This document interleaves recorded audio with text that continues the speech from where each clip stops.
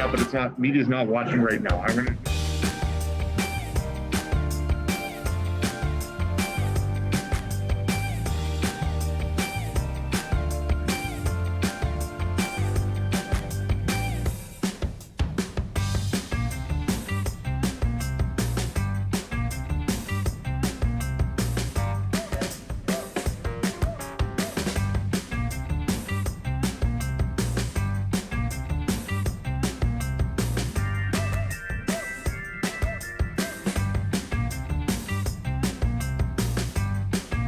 Everybody's on. Andre Bryn here. I'll be moderating. First Zoom guest for today is Mike Smith. So at this point, if you have questions, I'd ask you to use the raise hand function within participants, and you can ask your question. So go ahead and click on raise hands.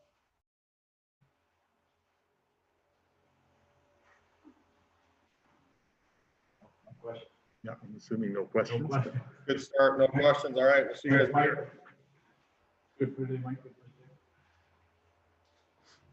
Here we go.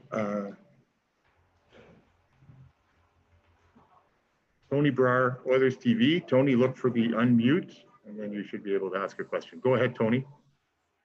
Hey, Mike, hope you're staying safe and healthy. Just wanted to maybe get an update on you. You joined the group a couple of days ago, and obviously the full camp today. Just how are you feeling mentally, physically, and heading into this uncertain time right now?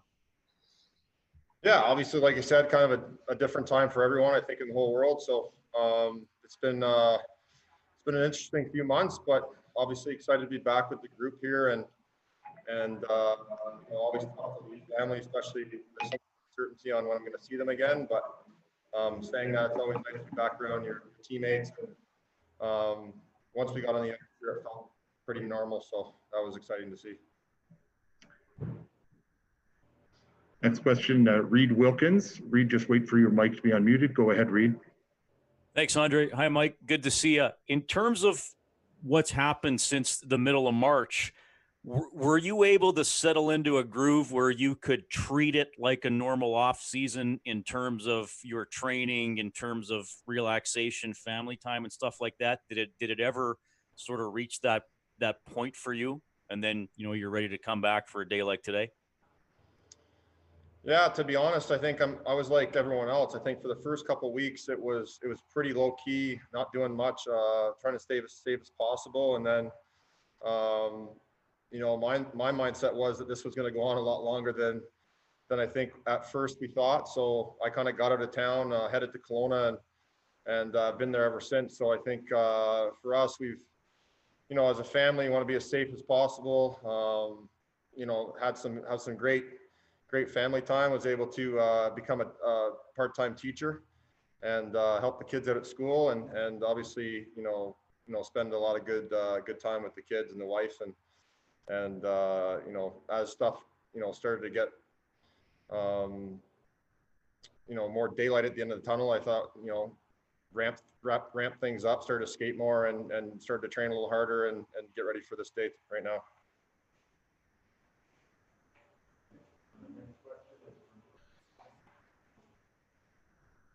Sorry, next question is from Ryan. Go ahead.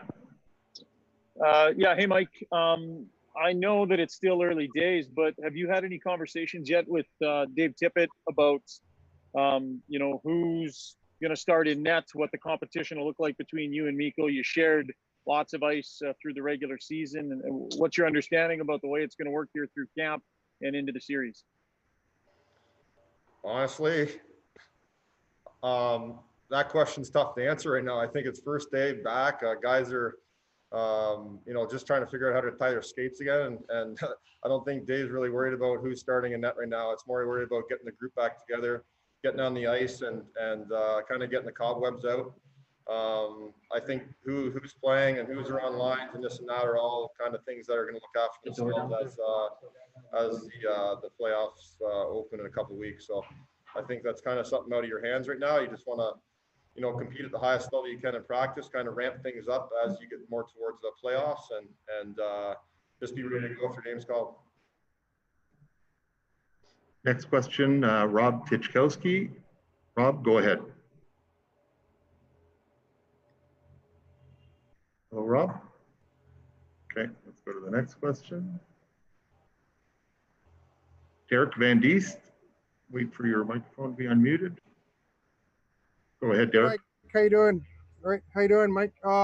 Just want to ask you about the best of 5 series. I know back growing up, they used to have the best of 5 series. We used to watch them, and you have to get into that series right away. Can you just give me your thoughts on having this best of 5 playing series and how you can't really ease your way into the series and you have to start right from game 1?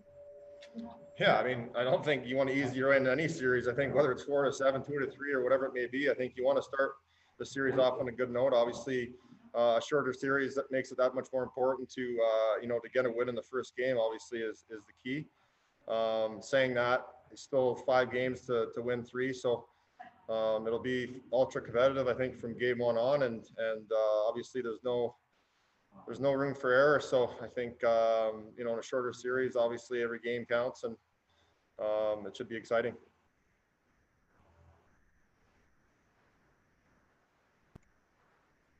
Okay, next question will be from Rob Tichkowski. We'll try that again. Rob, check your microphone.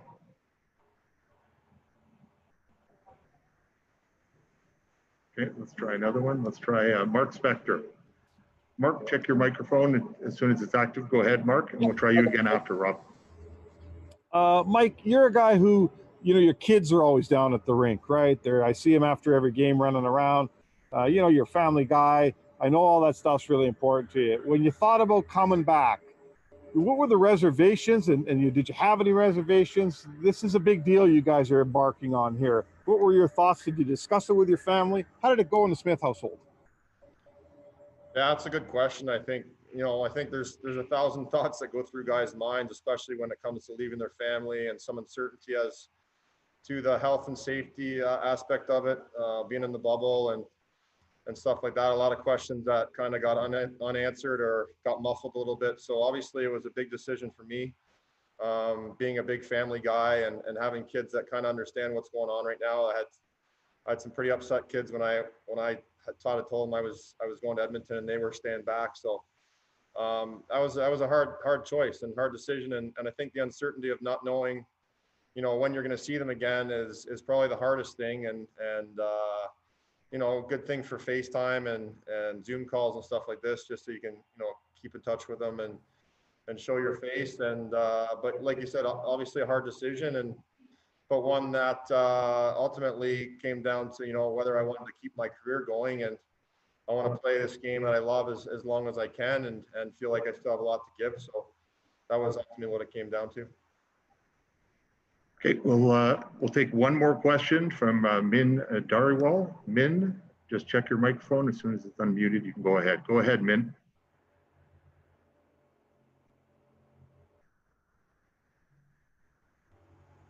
Min, can you hear me? Doesn't sound like it. So we'll be bringing another player. Thanks, Mike Smith. Thanks very much for participating. And we'll have another player here coming in shortly.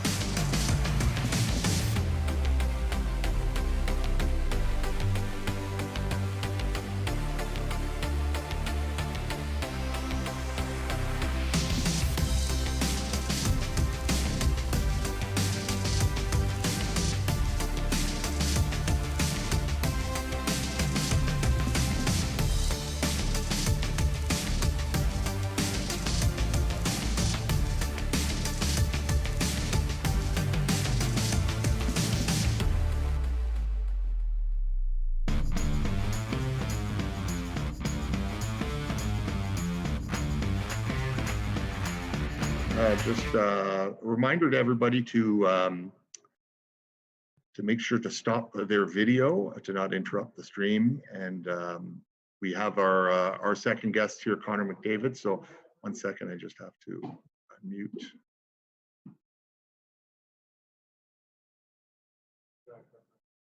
Yes, please. Okay, I think we're just admitting a couple more guests and then we'll get started. First question will be to Terry Jones. Terry, just wait for your microphone to be unmuted.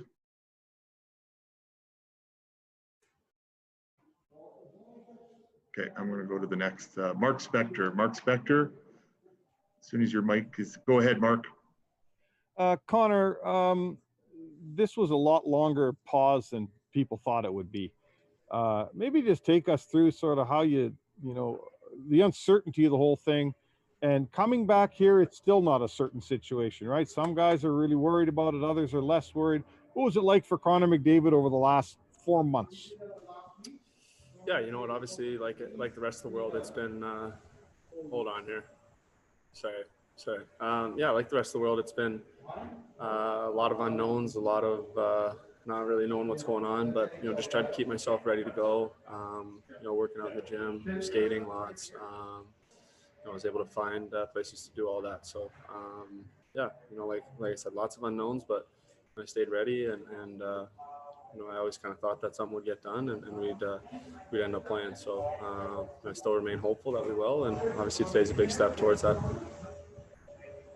Okay, well, excuse me, we'll try Terry Jones again for a second. If that doesn't work, we'll go on to the next one. Okay, sorry, we'll move to Tony Brar. Tony, oh, never mind. Go ahead, Terry. Yeah, Connor, a couple of questions here. One is, as the captain of this team, how do you, can you just speak to how you perceive it going into this thing, all the mental and physical and all that stuff, and also deal with the, I guess we call them the leadership group, and how you guys are together and how important you think that'll be. And the other thing is, compare yourself going into training camp in September compared to going into training camp now. Yeah, so I'll try to remember the first one. The first one, you know, I view this as a big opportunity for our group. You know, obviously there's lots of, I'm going to keep saying there's lots of unknowns, even within the league right now. You know, no one knows who's going to come out, you know, strong. You know, it always seems to be different each and every time the league starts up again. So I'm confident in our group and in terms of the leadership group, I think the only thing we can do is drive the pace of practice and make sure that, you know, we're pushing the pace and you know, forcing guys to keep up with us and making sure guys are ready to go when the puck drops. And the last question, you know, I feel pretty good now. You know, I guess coming back to training camp in September, you know, I hadn't been on the ice a ton. I hadn't you know, been able to work out a ton. So this break kind of allowed me to, you know, maybe get my body back into shape where it needs to be, and I definitely feel good now. Next question, Tony Brar. Tony, just wait for your microphone. Go ahead, Tony. Hey, Connor, before you guys took to the ice today, you guys were greeted with an image on the scoreboard honoring former teammate Colby Cave. Just wanted to maybe get your thoughts on that and what that meant for you personally and for your teammates as well. Yeah, obviously this is the first time we've all been together, you know, in a big group since you know, Coley passed, and obviously those emotions are still fresh, and you know, it makes it even more real now that we're all together, and you know, he's not able to join us. So you know, he's obviously going to be in our thoughts and you know, in our hearts as we go forward and move through training camp and into the playoffs, and hopefully go for a deep run here. And you know, we're going to play for Colbs and you know, hold them with us throughout. Next question, CTV News Edmonton. I remind everybody, keep it to one question. We do have another player waiting, so we'll be bringing Ryan Nugent-Hopkins in shortly. CTV News Edmonton, go ahead. Connor, this is Karl Fazet with CTV News. Building on a question that you were asked a couple questions back, but just about the idea of what feels different and what feels the same, maybe off the ice. As I know it's only day one of camp, but if you can compare what feels different and what's the same to previous training camps.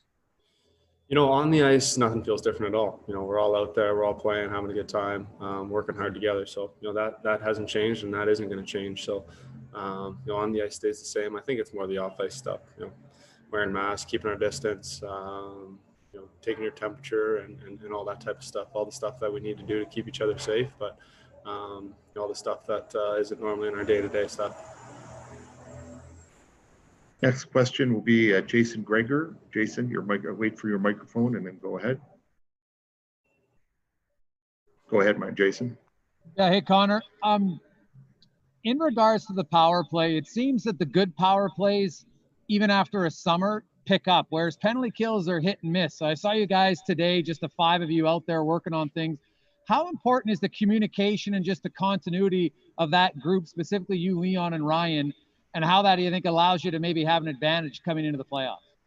Yeah, this is a power play that we've ran for a couple of years now. We got lots of good players on that power play, so we just want to make sure that we're keeping it sharp. Power play, a lot of it is just repetition and seeing the same looks and stuff like that. So it's good to get out there day one and move the puck around a bit and try to pick up where we left off.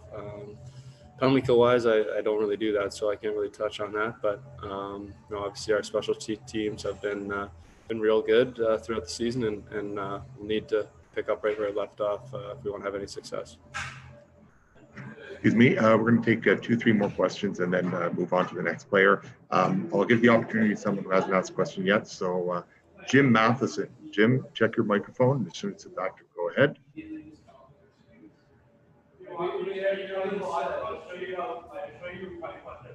Okay, that hasn't worked. So let's try Daniel Nugent-Bowman.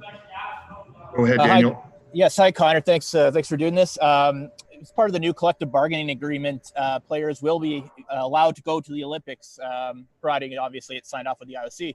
Somebody who missed the Olympics a couple of years ago because NHL players weren't involved. What do you think about this possibility and for maybe for the next 2 games?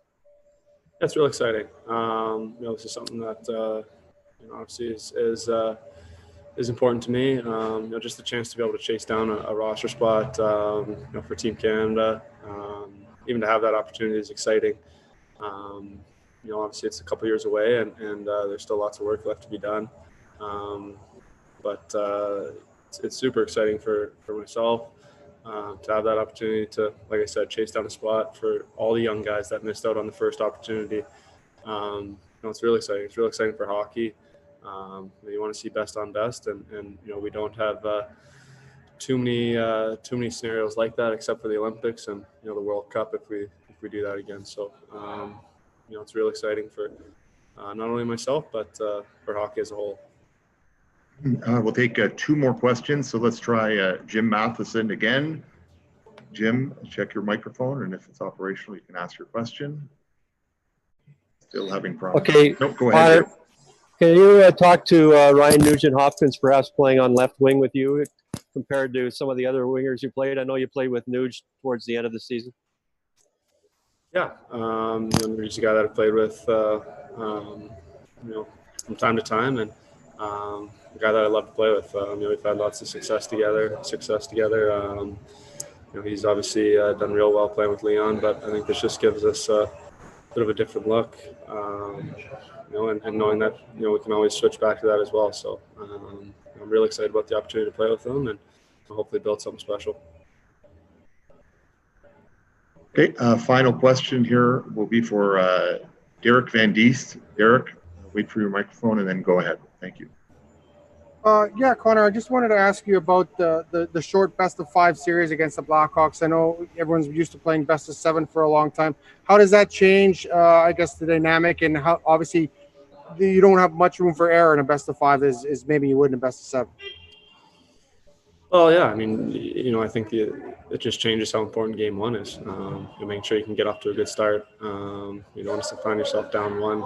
That being said, it's not the end of the day. I mean, if you lose the first one, it's not over either. So, there's still a little bit of time, but, like you said, there's not a whole lot of room for wiggle room, and we got to get out of the gates hot here. Thank you very much, Connor.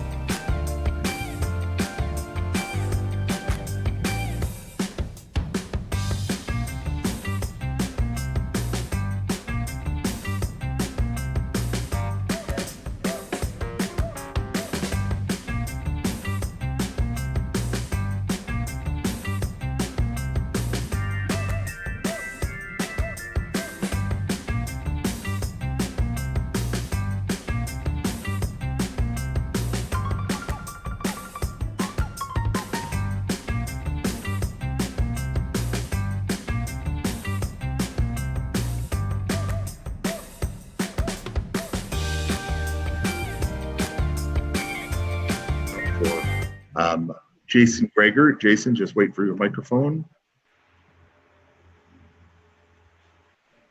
Go ahead, Jason. Hey, Ryan, nice stash.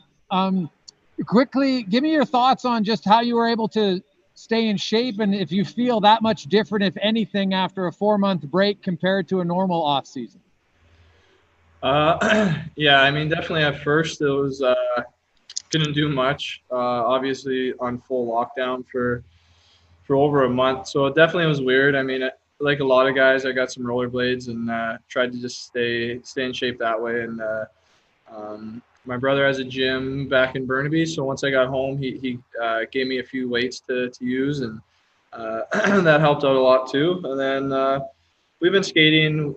We were lucky that the rinks, like the smaller rinks, opened up pretty early in BC, so I was able to get out there for about a month and a half before I came to Edmonton, and skating out there with a few guys, and also the gym started to open up too later. So for the first bit, it was definitely weird not being able to do anything, but not going anywhere and doing anything. But after a while, kind of got into a normal summer routine.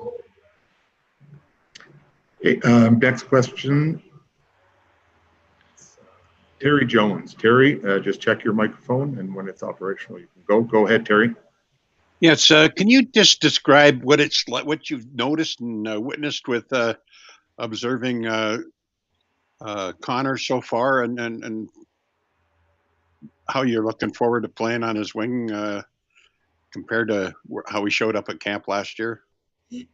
I mean, we know what Connor can do. We know what he's capable of. He shows it every time he steps on the ice. But I mean, we had all last week together. There was about 12 of us on the ice, and a few days before that. But I mean, he's been flying. He looks good. He feels good. I mean, obviously he had a great year last year, but I think after this little break and some recovery, some time where he could actually really work on his fitness and stuff, I think he's from talking to him, I think he's feeling even better. So I mean, it's great. He looks so good. I mean, like I said, we know what he's capable of out there, but when you take a break from seeing guys, I mean, then he comes back and he's fine. You forget how quick he can go out there. Next question will be Derek Van Diest. Derek, just wait for your microphone and go ahead, Derek. Hey, Ryan. I just wanted to ask you about that series with the Blackhawks. It's a short 5-game series. Is there obviously a little different approach than if it were a 7-game series? I know those short series, you got to get into those things right away.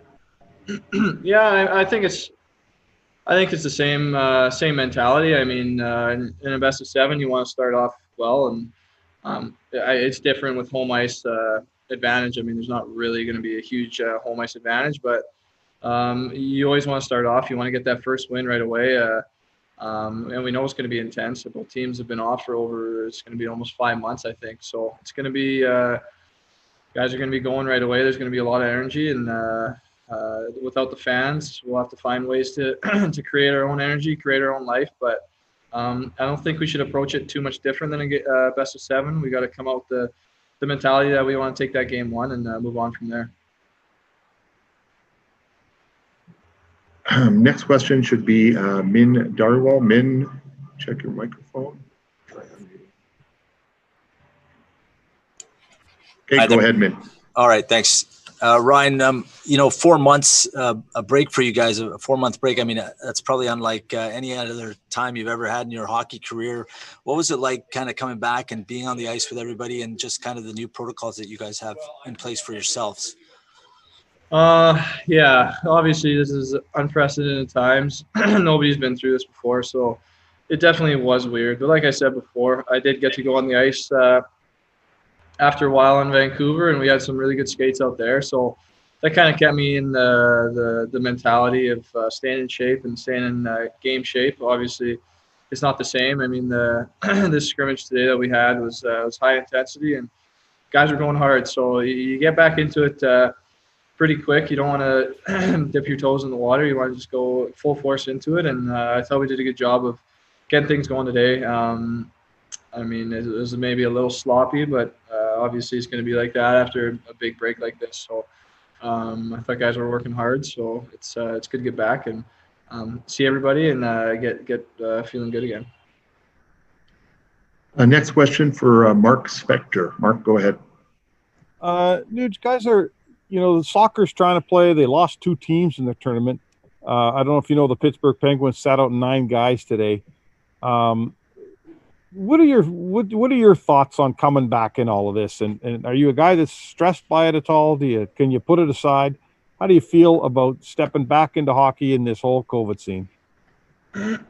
Well, I mean, it's weird times. I mean, it's crazy times. I think I didn't know how many. I heard some about Pittsburgh. I didn't know how many guys they sat out today. But yeah, I mean, it's we're all just kind of going with it. We're doing the best that we can here, and I mean, we want to get back playing. So obviously, the players agreed to do this, and now that we're here, I mean, we want to make the most out of it. And obviously we want to stay safe. You got to be smart before heading into the bubble. I think everybody needs to be smart and limit themselves to kind of the outside world as much as we can, so we're not bringing it into the bubble or anything like that. Obviously, we want to stay safe, but we got to put the mentality in that we want to win this and go as far as we can here. And it's going to start. It's going to start with that play-in series, so we got to prepare for that. Next question, and we have 2 questions lined up, so we'll take these 2 questions for Ryan. So Jim Matheson, Jim, go ahead, Jim. Ryan, question for you. A couple of questions. How did your horse do in Woodbine?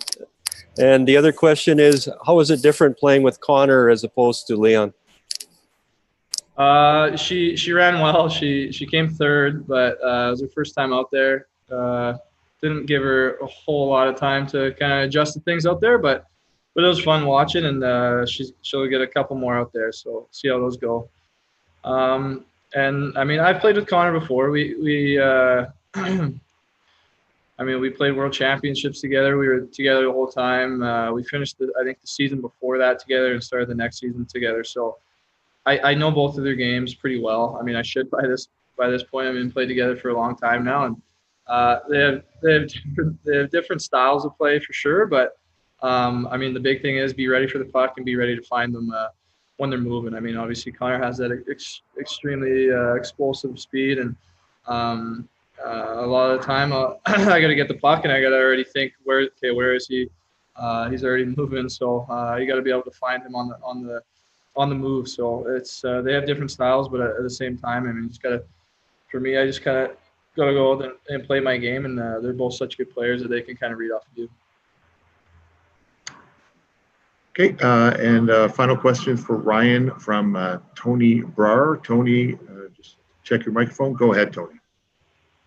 Hey, Ryan, as you guys took to the ice as a team today to open up phase 3, you guys were greeted with an image on the scoreboard of former teammate Colby Cave. Just wanted to maybe get your thoughts on what that means to you and what that means for the rest of the group moving forward.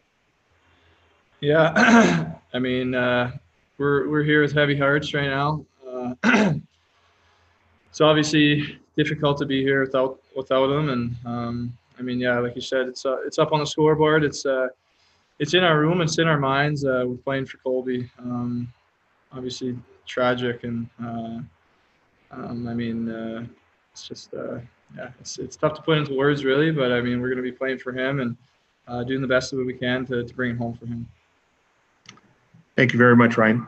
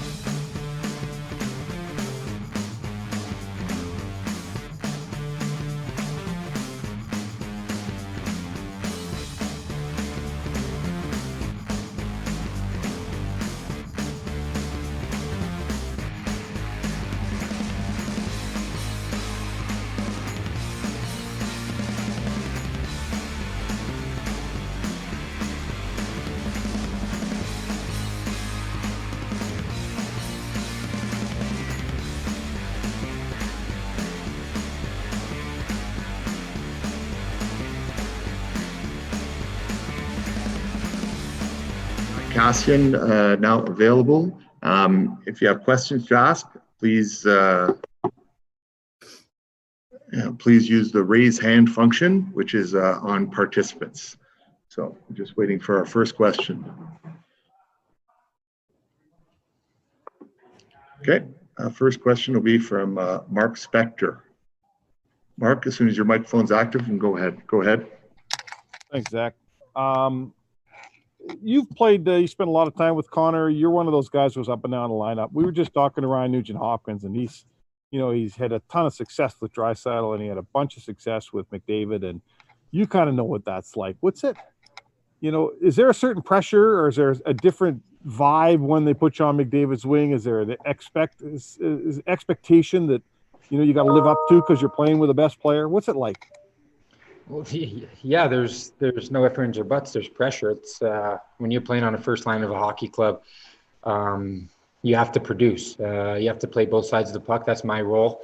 But yeah, you have to produce. Top lines are meant to produce, and obviously you have a pressure to do so. But at the same time, I find it a lot of fun. It's challenging, and we've had success before. And I like to consider myself a playoff type player. So I'm going to use this 2 weeks of training camp to get ready, and hopefully I can get off on the right foot. Okay, next question, Reed Wilkins. Reed, go ahead. Hi, Zach. Good to see you. You didn't obviously get to catch up at all during the pause here. What was it like for you, not just from a hockey standpoint, to try to stay in shape as an athlete, but I know you got a young family, and I'm sure just everybody being healthy in your world was a concern as well. So how did you juggle all the uncertainty and trying to be ready to play? Yeah, well, the physical fitness side has always came pretty easy to me. So to be honest, that aspect really didn't change too much. I had the opportunity to work out basically the whole time. So that didn't change too much. But to get to spend quality time with my daughter and my family was something that I won't take advantage of. It was a lot of fun, especially she's a fun age. She's 15 months. So it was a fun time just to wake up with her every morning, spend every day, see her grow. That's one thing the pause really brought our family a lot closer and got to spend quality time that we wouldn't really get to spend normally. So if you're going to try to find a positive, that's definitely right at the top of the list. Next question will be Terry Jones. Terry, you can go ahead, Terry. Yeah, just a quick observation on what you think you see from Connor McDavid so far coming back. Well, Connor's going to be Connor. I think he's ready to go more than ever. If you look at this year, the beginning of the year, he didn't even really get full workouts in, and he came in and he was a dominating factor to our hockey club. And now that he's got to put a couple months of some serious training, and obviously he feels healthy as ever. So I'm looking forward to him. He's gonna do what Connor does, and we just have to make sure as his teammates that we follow and we support him. Next question would be Min Darwell, CBC. Min, your microphone should be active any second here. Try that again.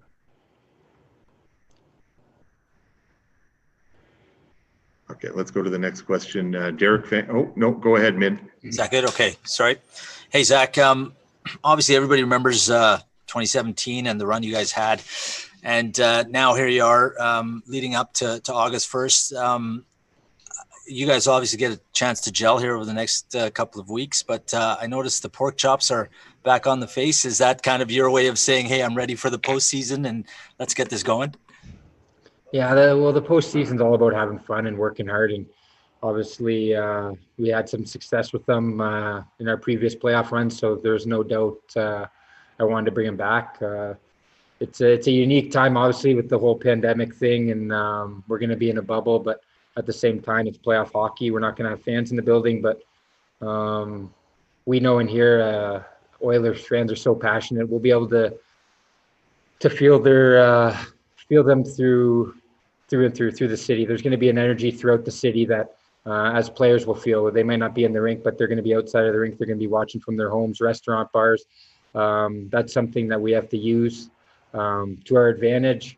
But the chops, to go back to that, it's a fun thing. The guys like it, and just try to bring some fun to some playoff hockey.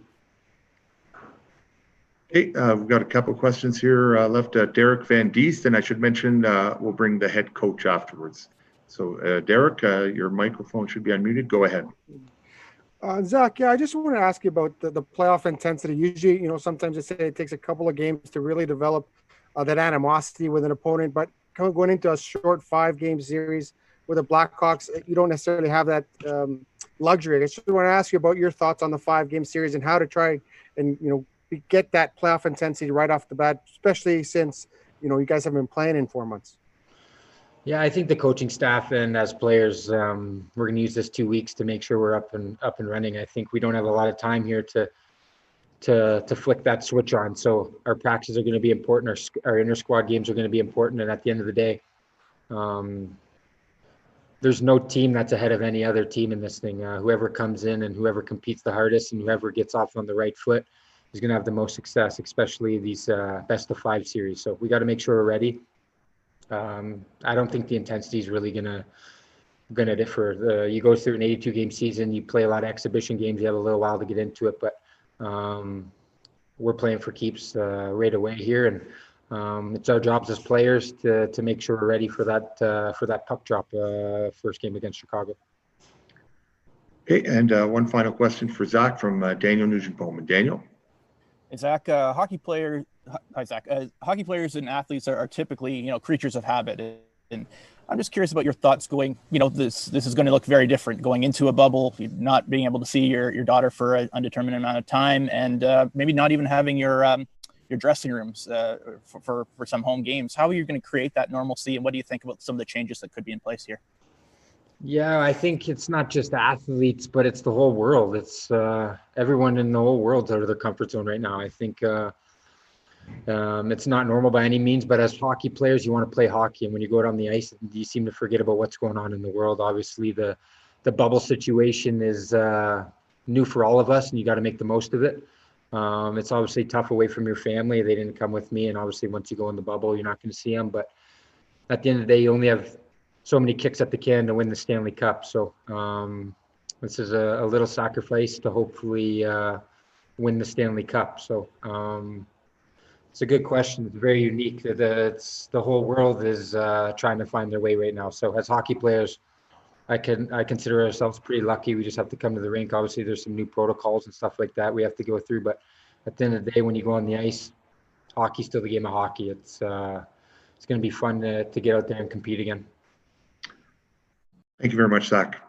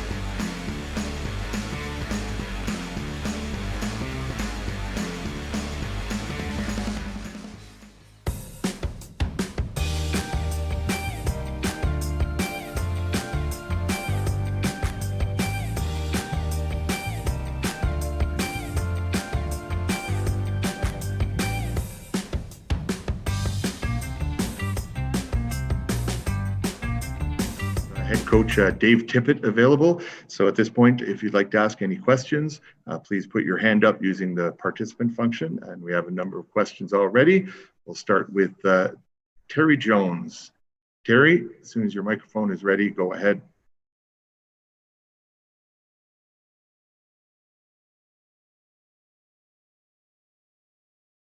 Terry, are you there? Okay, well, we're waiting just in case. We'll go ahead, Terry. Yeah, go ahead. Okay. Dave, can you just talk about your impressions of Connor McDavid as a captain, as one of the leadership group, and particularly compared to the player that you saw coming in last September after all that rehab, and the player you're watching jump into this now after a completely different situation? Well, last summer obviously was a unprecedented summer for him, and trying to get him back healthy and in shape and getting ready to go. So it was probably hectic and very tiresome in the amount of work that he put in, and coming into camp that he was really trying to focus on getting himself back. This summer, he's been unbelievable. I've probably talked to him more than any other player during the pause.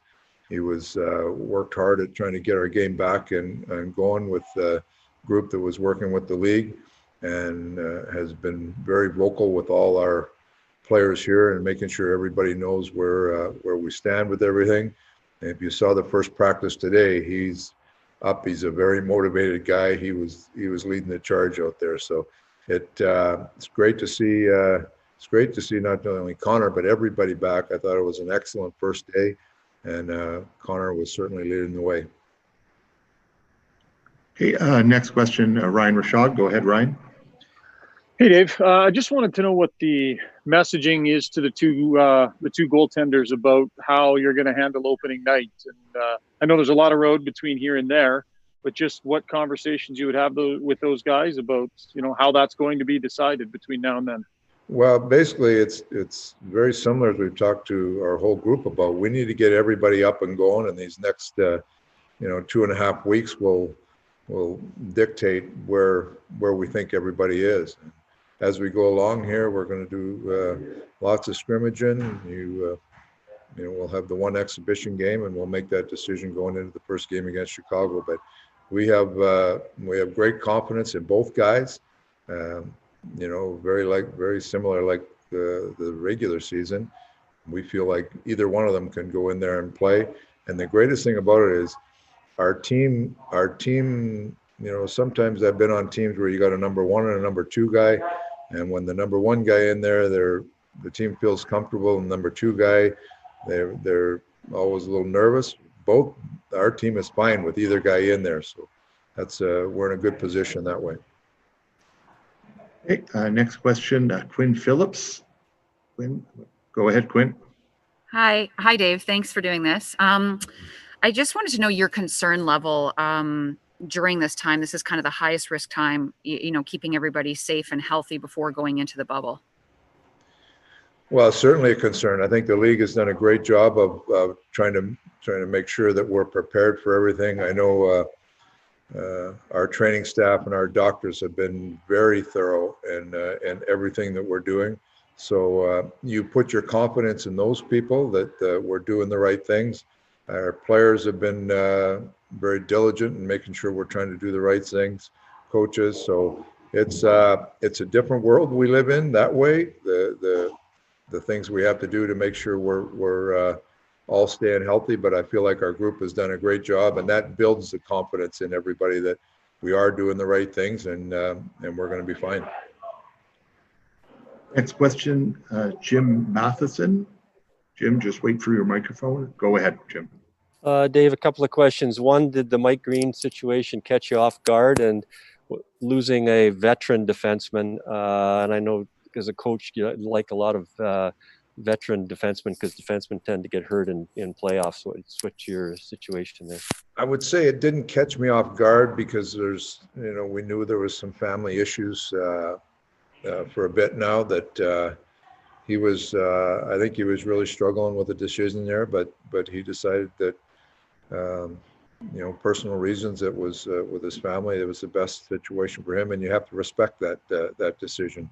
When we traded for him, he's a guy that we thought would come in and really help us. But this is unprecedented times. You've got to allow for flexibility, and unfortunately, we won't have him with us here. But that's a decision he made. That's he thought was best for him and his family. So you just have to respect that and move on.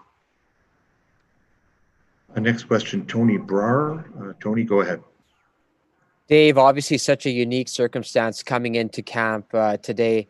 Just wanted to get your thoughts on behalf of the coaching staff on how you approach this situation coming into a playoff qualifying round shortly after.